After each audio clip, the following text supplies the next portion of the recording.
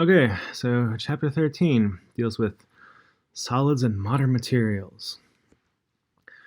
Graphene, interesting stuff. It's only one atom thick, but it's got the structure of graphite, so it conducts heat and electricity really well. It's transparent and impermeable to all substances. So it's interesting stuff. It's hard to make though, of course. Well, it's easy to make on like a single layer, but try to do it for various applications or make a brick of this stuff. It's really hard. So it has a lot of potentials, but we'll see. Right now, it hasn't been something we can scale up yet.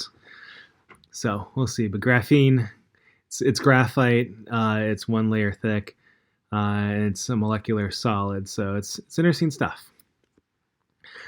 So we're talking about different types of materials. One of the ways we can look into material structure is with X-ray diffraction. So you can do it. You can look at X-rays, and you can look at planes with crystals with only separated by 100 picometers, so very thin. And X-ray light forms. We have the interference patterns, and I'll show you a picture of them soon. They show different interference patterns. You can look to see what the crystal structure is like. And if we know, looking at the interference pattern, we can deduce from those data what the surface is like. So this is also known as the Bragg angles through here. But when you have X-rays come in through here, and you have the different layers of atoms, you get you can look at those angles, and also if you know what the material is, or you can see what the diameter of the spheres, or you can determine the diameter of the spheres from this and the angle. And here, for instance, is an image of the diffraction pattern, and you shoot X-rays, and you get a beam of X-rays, and you hit the crystalline solid, and you can get a set structure of what this is made of, or I should say how it's made of. And from this, ionic compounds tend to form a regular pattern of how the atoms, the different types of atoms, are in space. And this arrangement is called a crystal lattice. Talking about lattice energies before in previous chapters. So this is the crystal lattice. And the smallest repeating unit is we call a unit cell. And the unit cell, this is something that we make up. So it's our interpretation of the data. So the unit cell, we set a cell, and then we say this is the repeating pattern as we go through. And the cell is going to be in Cartesian coordinates, so X, Y, and Z. And even though the atoms are more spherical, there tend to be a series of spheres. But we look at the unit cells. And also, different types of unit cells have symmetry. And they also have certain places where you have defects and whatnot. And that's also included in this as a symmetry, what's there and what's not there. So here are some fundamental types, all in the Cartesian coordinates here. And cubic, simple cubic is very pretty common, and then you just have the various different type where you have the different angles, and of course the least amount of symmetry is the triclinic there in the bottom, but the rest of them, they have different types of angles and distances. So the number of each particle they contact each other, is the coordination number. And for high coordination numbers and low coordination numbers, they have different things. Also reactivity. So iron, for instance, iron that has a very high coordination number, this tends to be more active than the lower coordination numbers. So, and for ions, it's the number of oppositely charged ions it's contacted with is the coordination number. So higher coordination means more interaction. And depending on what chemical reaction, oftentimes a higher coordination number means more reactivity. And packing efficiency, what what the percentage volume is of the unit cell.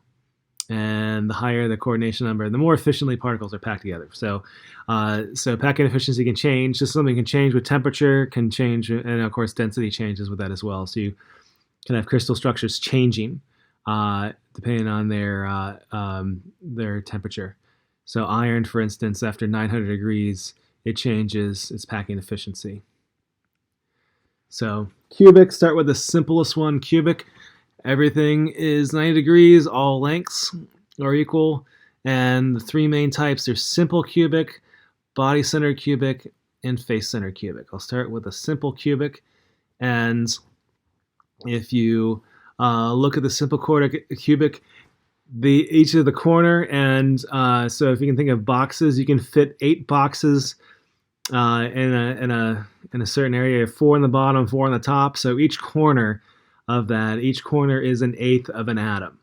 And so this is why I know atoms are spherical, but the unit cells we have in Cartesian coordinates, and we have that angle then that unit cell is just describing whatever is inside, and for the corners, this is an eighth an atom, and for the face, so if it's a face, then it's going to be half. It's sliced in the middle. So then you can also have an atom in the center. Then that gets the whole atom.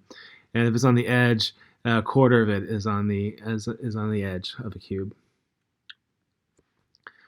So if you see here, a simple cubic, I mentioned this before, it says you have a whole atom in there, and you have 8 atoms, but each in the corner, so that's 1/8. 8 times 1/8.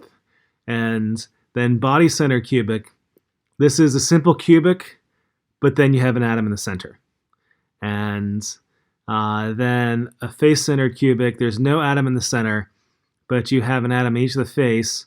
So there are 6 faces to a cube or a box, if you will, and half an atom for each of those 6. So there's 3 atoms there, plus 1 from the 8 corners, each eighth atom there. So coordination number 4. On a body-centered cubic, you have the same thing as the simple cubic, but then you have an atom in the center. The coordination number is 2. So you can see that you can increase in packing efficiency as you go up. And I mentioned before, iron has a phase change of sorts. It's still a solid, but it changes its packing efficiency at about 900 degrees Celsius. And I know this because I did research with iron, and you had to be careful not to heat your iron past 900 degrees because then it would completely ruin the crystal. So simple cubic. So already mentioned these. Coordination number 6. Here's a simple cubic. And many things have a simple cubic. So sodium chloride, for instance. Body-centered cubic. So same thing as a simple cubic, except you have an atom in the center. And the age of the unit cell is 4 divided by square root of 3 times the radius of the particle, if it's the same particle. And here's the body-centered cubic. It's the same idea. You have an atom in the center. Face-centered cubic. You have the 6 faces. And each of those faces have a half an atom, and you have then the corner. And then you have a total of 4 atoms in the unit cell here. And the edge of the unit cell is going to be 2 times square root of 2 times the radius of the particle. You can see there, using the, just doing the, what is that called? Looking at the angles, Pythagorean's theorem there. And here's another picture of the face-centered unit cell. So how many atoms are in the unit cell of the face-centered cubic structure? Sometimes it's FCC. So BCC is body-centered cubic, and this one here, there's 4. FCC is 4. Closest packed structure is first layer. So if you want to look at this with spheres, it's efficient to line them up this way. Many things tend to pack this way for the first layer, but if you remember, there are solids that are crystalline, solids that are amorphous. Depending on the substance, many times there is a very close packed structure on the first layer. And this first layer actually has a low coordination number. You can different planes going through them. So, and the second layer is shifted over a little bit.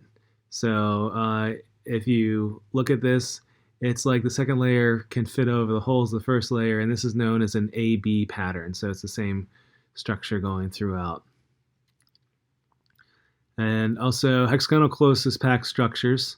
So you can have alternating patterns this way, hexagonal close pattern, and you can see you have the hexagon, then the smaller section, then another hexagon. So this is where the other close packing was the same layer, just moved over a little bit. This one you have two different types of organization in the layers.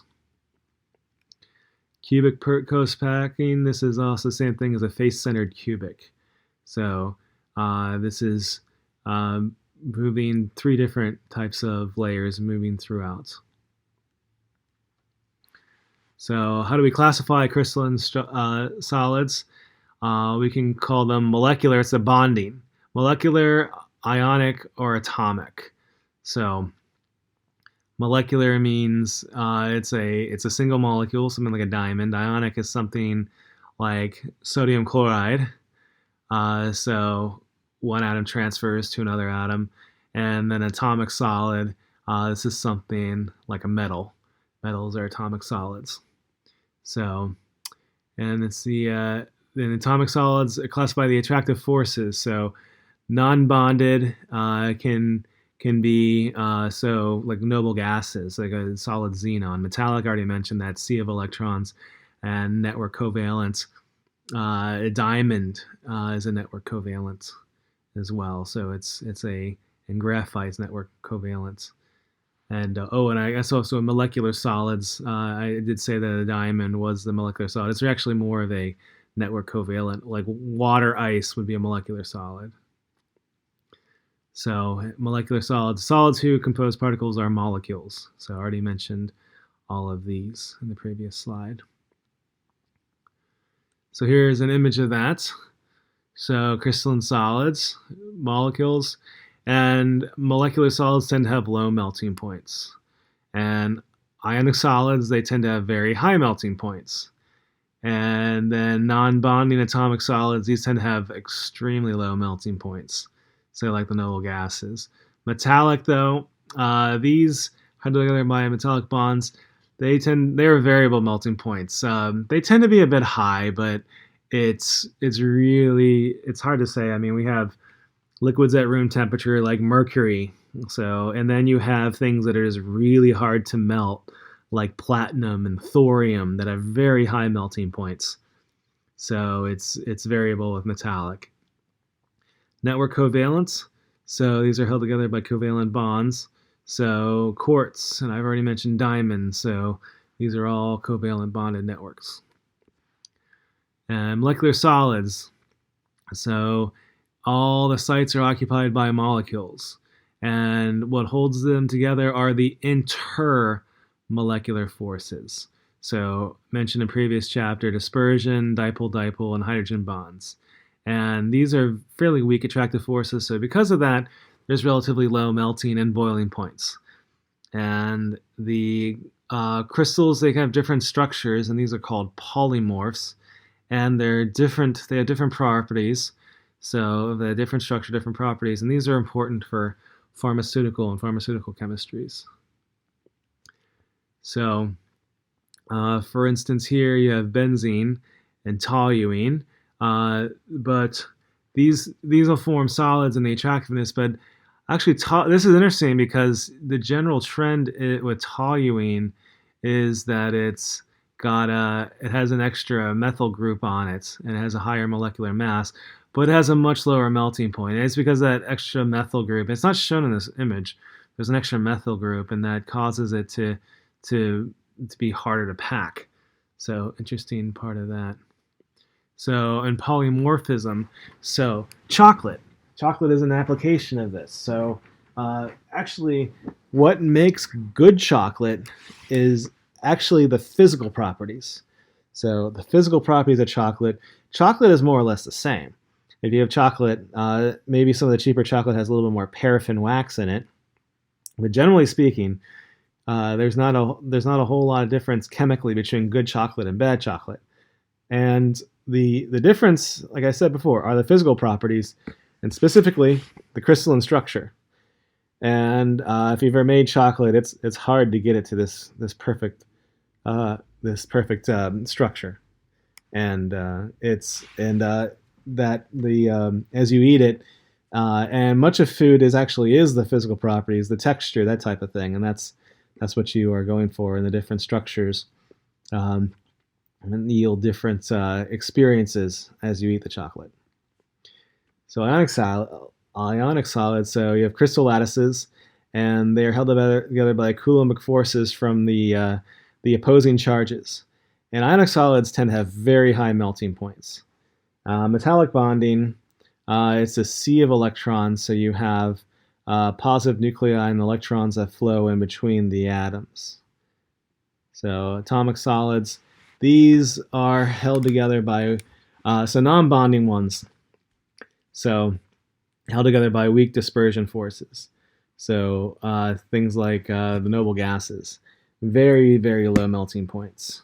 Metallic solids, they're held by metallic bonding, and they form some usually close to packed crystal structures. Face center cubic and body center cubic are very common for metals. Network covalent solids, these are held together by covalent bonds, and the geometry of those bonds, so very often in tetrahedral, for instance.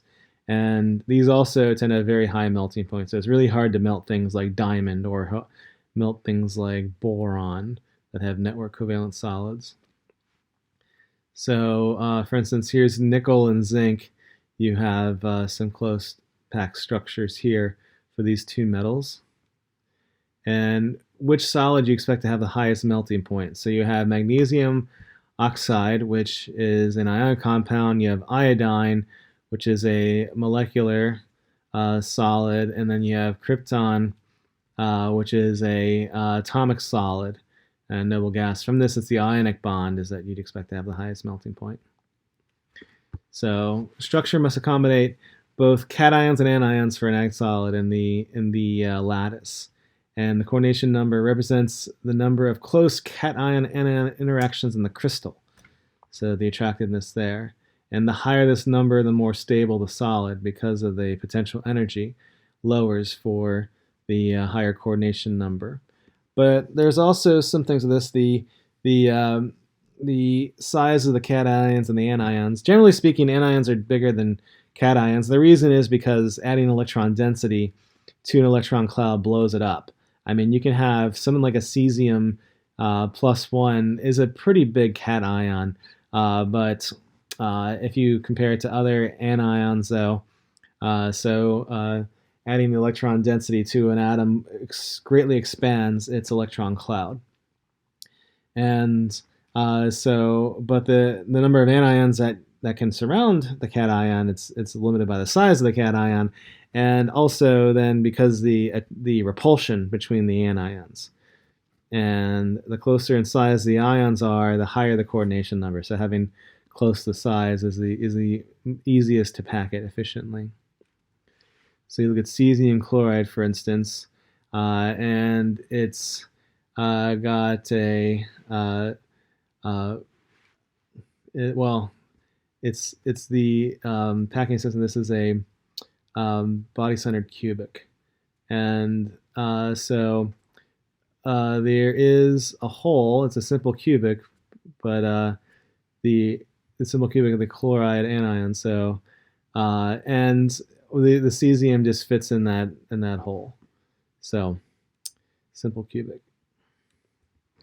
Rock salt structure. So this is sodium chloride. And this is simple cube. This is chloride ions, a face-centered cubic arrangement, and then the sodium ions fit in the octahedral holes, and the whole thing actually turns out to be a simple cubic going through each one. And if you notice here, this is where you have the edge. This is where you would have the edge as a quarter of the atom, and the edge was talked about before. So zinc blend. Zinc blend is interesting. This is also the structure of a diamond. So it's a very tetrahedral oriented structure. Coordination is 4. So sulfide ions arrange themselves in a face center cubic. And then the zinc goes in the holes, and the whole particle 1/2 of the holes. So you have then with this, the whole ratio of them is 1:1 for the zinc blend. Fluoride structure, so coordination is 4, and it's a face center cubic arrangement, and you for the calcium ions, and then the fluorides go in tetrahedral holes. So you have the tetrahedral structure and between the calciums, and then the fluorides go in the middle of that. And the fluoride structure is common. It's common for 1:2 ratio, and and you can also get the anti-fluoride structure when the cation to anion ratio is 2:1. So, I mean, similar structure, but the charges are swapped. So that one, and here you have the lattice holes. There's areas where there's openings in them, and you can put other atoms in for those holes. So network covalent atomic solids. So carbon, 2 common for carbon, graphite and diamond.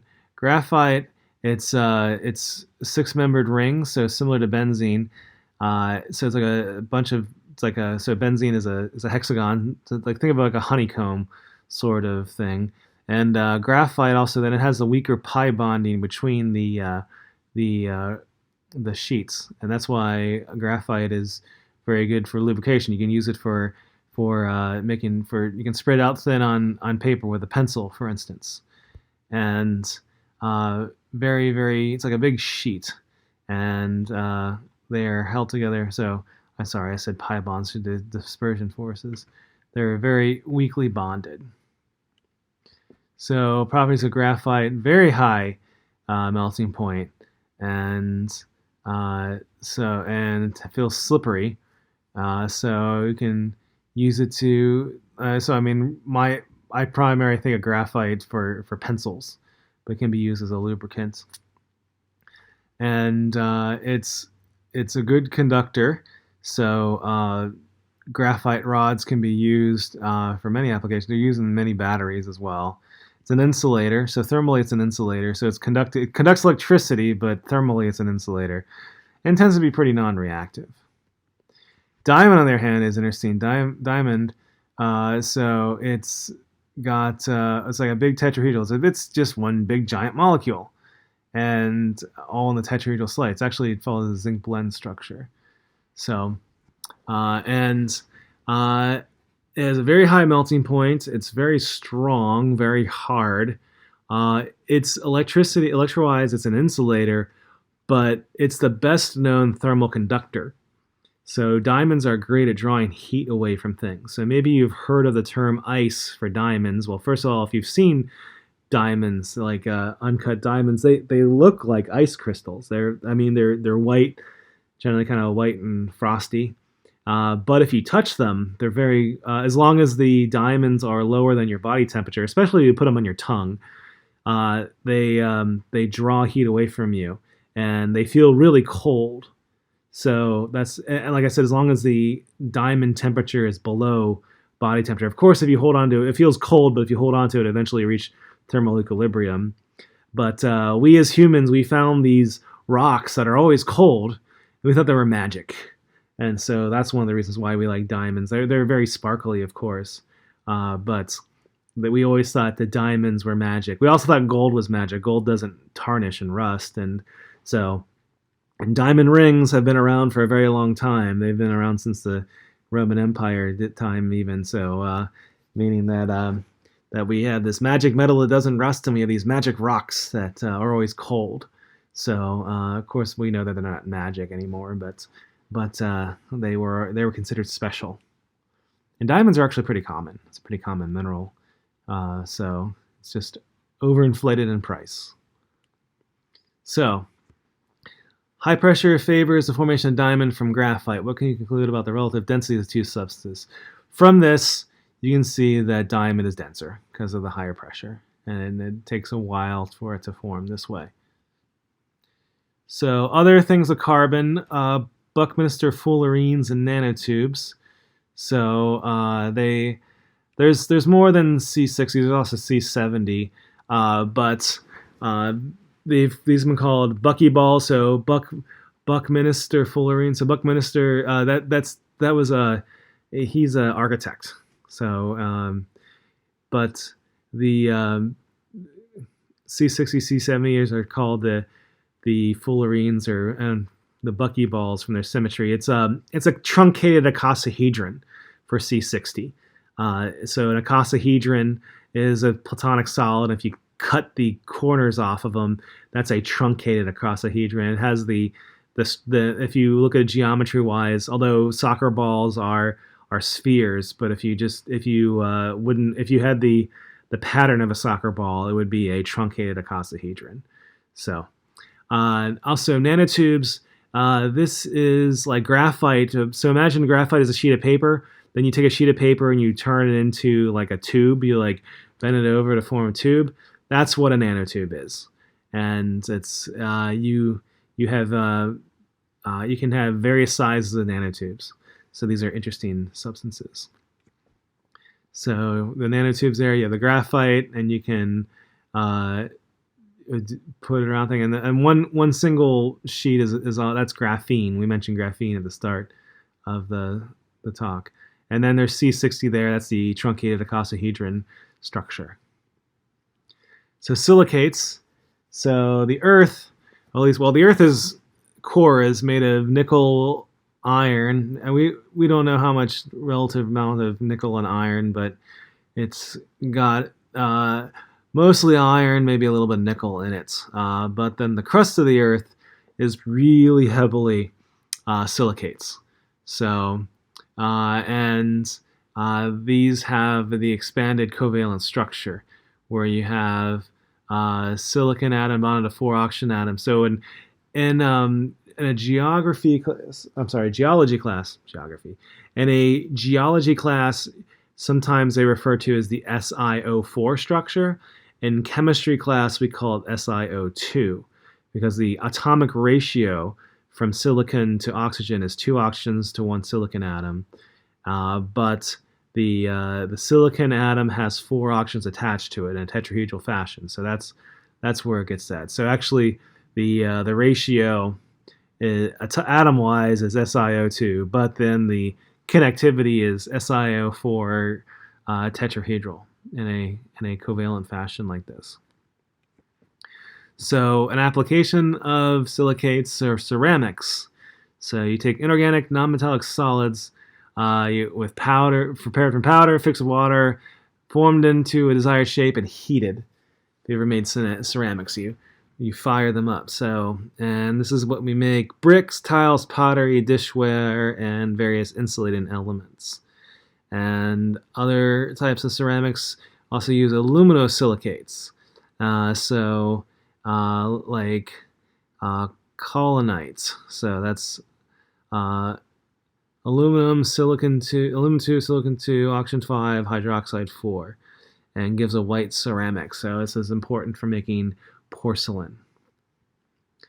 Very common oxide ceramics. So aluminum oxide, also known as sapphire, and magnesium oxide. So these are very chemically stable, and they're great refractory materials, meaning they are used in very high temperature applications. So industrial furnaces, high-speed cutting tools, so especially aluminum oxide. Aluminum oxide is known as sapphire, also known as carborundum. So like if you have the wheels that spin around, you put your metal on it, it shoots sparks off. That's usually made from aluminum oxide. Crucibles, heating elements, these various things. But these also tend to be brittle and also subject to thermal shock, meaning if the temperature changes, they can break. Non-oxide ceramics include silicon nitrides, boron nitrides, and silicon carbides. So silicon 3 and nitrogen 4, this is a structure, a network covalent solid similar to silica. Boron nitride is similar to carbon and has the zinc blende diamond structure, which makes it very, very tough. Very hard, I should say, very hard. And here's some ceramics used for insulation and high temperature things, and also artwork. Cement, interestingly enough, if you've been and seen some of this in Italy, in the old ruins in Rome, you can still see them. And of course, the Pantheon. Pantheon, of course, now is turned to a church, but it's still standing. It's been remodeled, so there are some things that have not been remodeled. But you use many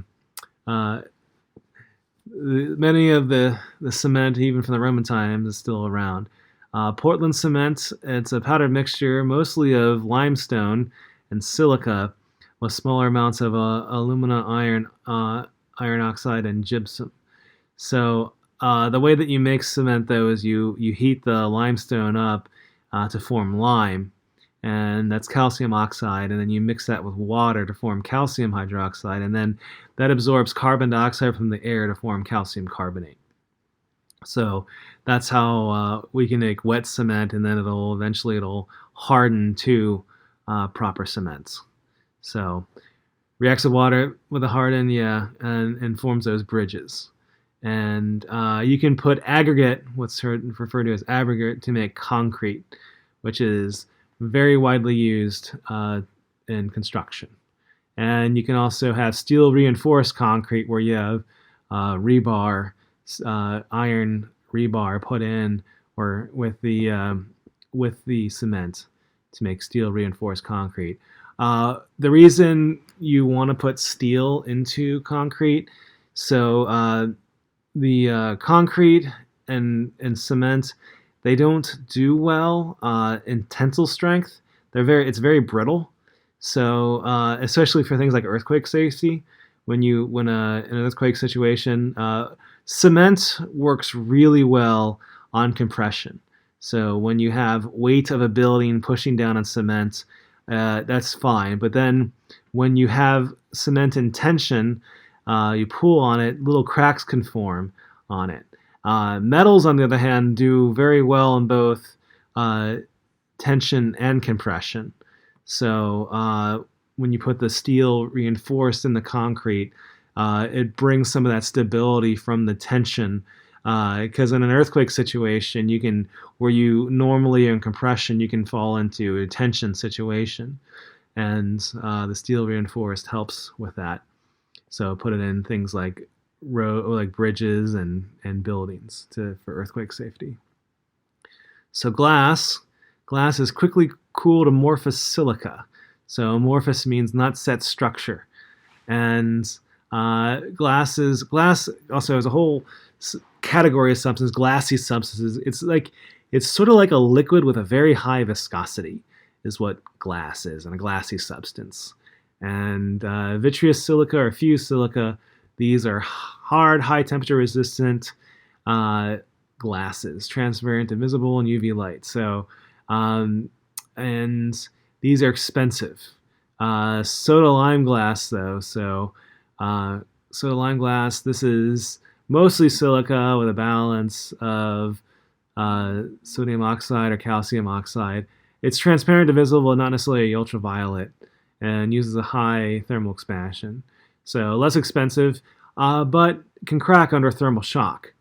So I like watching some of these glass blowing shows, and these can form stressors in them. So a lot of times the soda lime glass is very decorative glass because it's cheap, but under thermal shock can break. Pyrex, used very frequently in chemistry class. Boric acid instead of calcium oxide, and it's stronger for the heating and cooling cycles. So it's a little harder to work with than the decorative glasses, but we use this very, very much so in chemistry.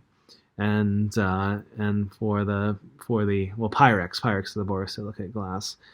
And there's also the leaded glass or crystal mixing lead oxide, so it's very pretty.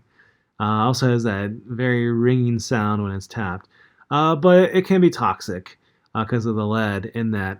Oftentimes you mix lead, you use these to drink alcohol in them, and lead is fairly soluble in alcohol.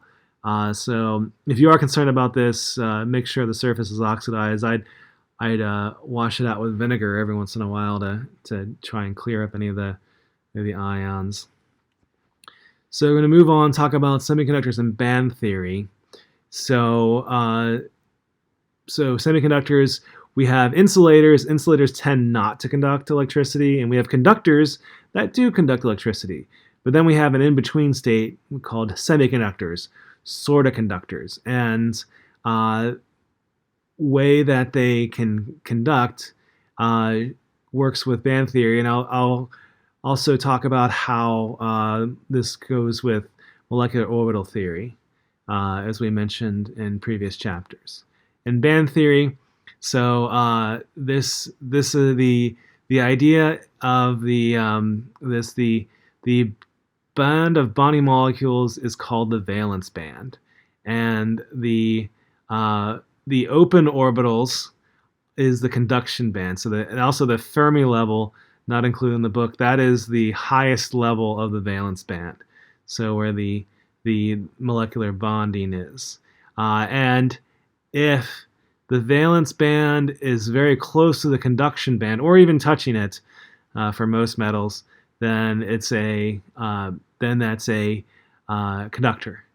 If the valence band and the conduction band is far apart, that's an insulator. But if they are in between, we call that a semiconductor. So let's look at this compared to lithium. So there's an atomic orbital, and then you have dilithium with a molecular orbital, bonding, anti-bonding. Now we have 3 lithiums. And if you continue this on through, we have a band where you have the occupied orbitals. That's known as the valence band. And then the top level of that, the higher energy electrons are the ones that are most likely to jump up into the conduction band. Then if these are very close together touching, then this is known as a conductor.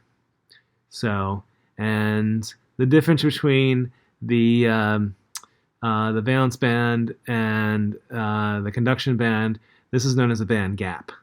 And if there is no band gap or a very small one, that's conductor. If it's a large, it's an insulator. If it's somewhere in between, it's a semiconductor or sort of conductor. So this shows this here, and with the various types of conductivity. And I know that this one says that there's no energy gap in a conductor. Certain metals like tin have a very, very small band gap, for instance, but we consider tin to conduct, not to be a semiconductor.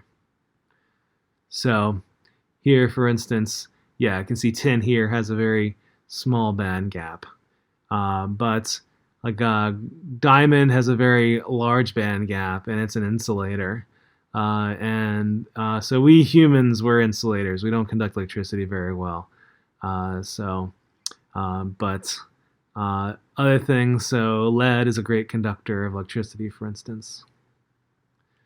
And semiconductors, you can dope them at impurities to increase its conductivity, and also increases the number of electrons in that conduction band.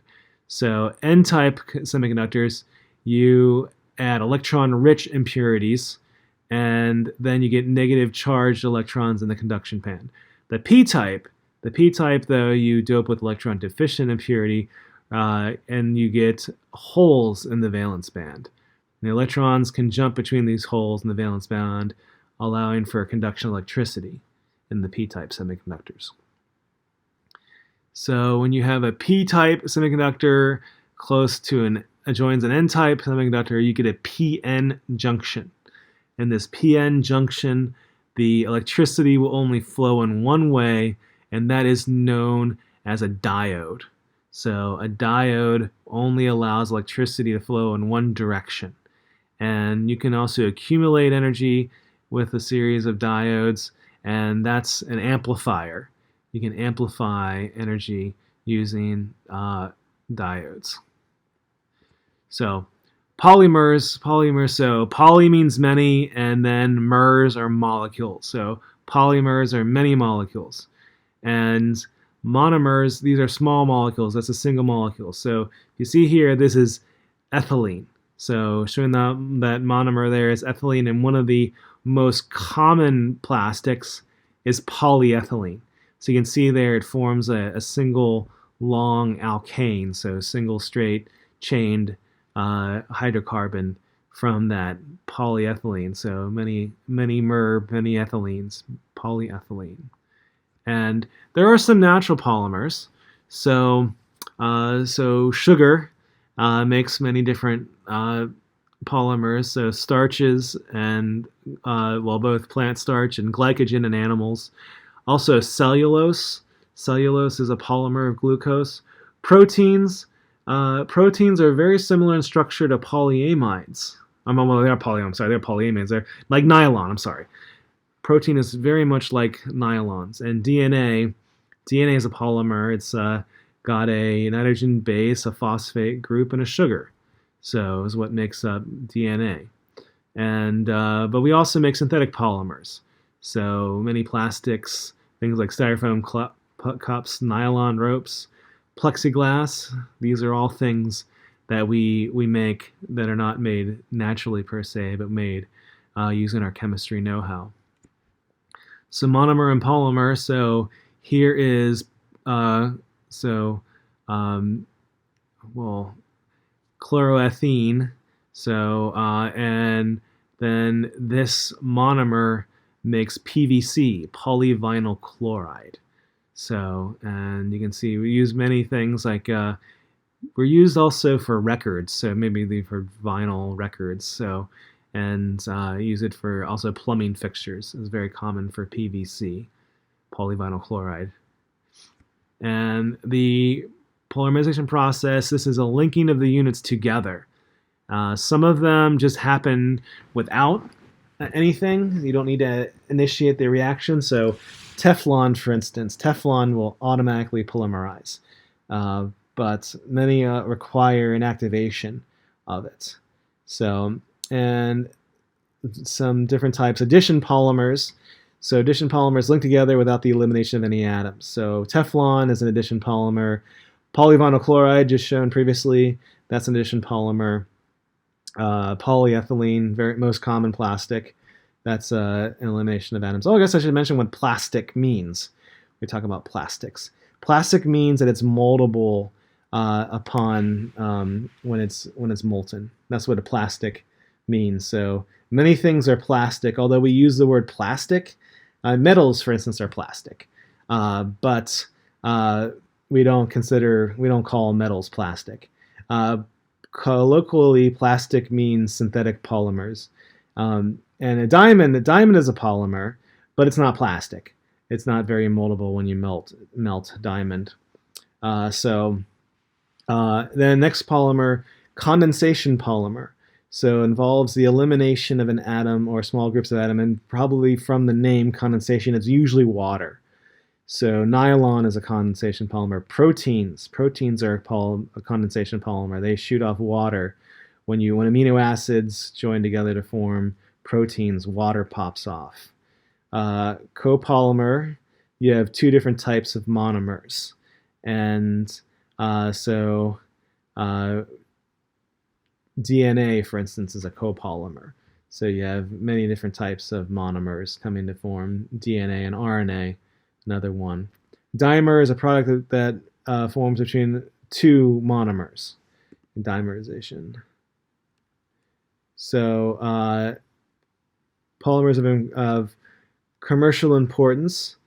Some addition polymers, so polyethylene. So this is by far the largest, and depending on the structure, there's high density and low density. So low density LDPE, so that's low density polyethylene. HDP is high density polyethylene, so that there's different physical properties of those. So polypropylene, polystyrene, polyvinyl chloride, all of these. So, and there's more, of course. There's like polyacrylonitrile that's used to make carpet and fabrics. So you can see here the various things. So some condensation polymers. So polyethylene terephthalate, so also known as polyester or peat. Well, I guess not all polyester. It's a poly many esters polyester. So, but that's known as peat. We don't necessarily use that for clothing. We use it for a lot of bottles. Again, polyurethane. You've seen that, and nylon, various nylons, and nylon's very similar to, like I said, to protein structures, and we're done. So, thank you for listening. And this is a shorter chapter, but there'll be more coming up. Thank you. Goodbye.